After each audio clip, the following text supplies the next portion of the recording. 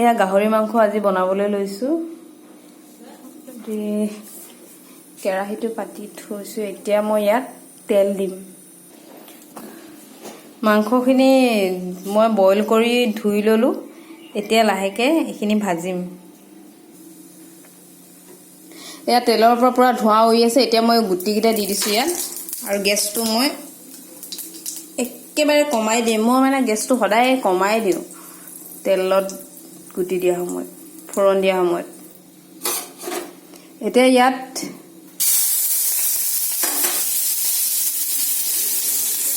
আদা ৰসুন আৰু জলকীয়া অকনমান দিছো তাৰ পিছত মই যেতিয়া ভাজি থাকিম তেতিয়া আকৌ দি দিম এতিয়া এই তেলত এনে অকনমানহে দিছো এতিয়া পিয়াজখিনি ৰঙা হল গটিকে মই এতিয়া এই মাংসখিনি ইয়াত দি দিম মাংস আৰু আলু আৰু বেলেগ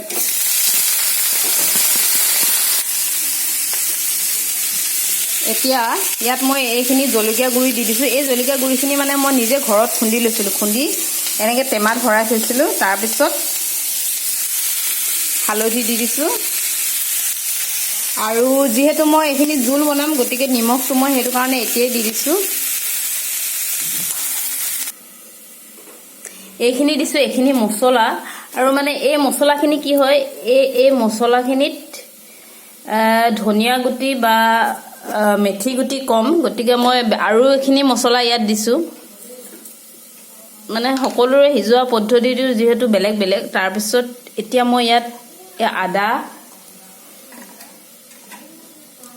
ৰসুন ইয়াত আছে আদা ৰসুন জলকীয়া আৰু জালুকৰ গুটি 5টা মান দি দিম এয়া জালুক খুব কম পৰিমাণে দিছো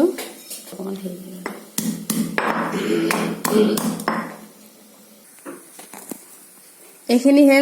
খুনা মিক্স কৰা মছলাখিনি এইখিনি এতিয়া ইয়াত দি এইখিনি উতলিবলৈ দিম আৰু মই ইমানো ভালকে বনাব নাজানো কিন্তু সবৰে বনোৱা পদ্ধতিবোৰ বেলেগ বেলেগ বাৰু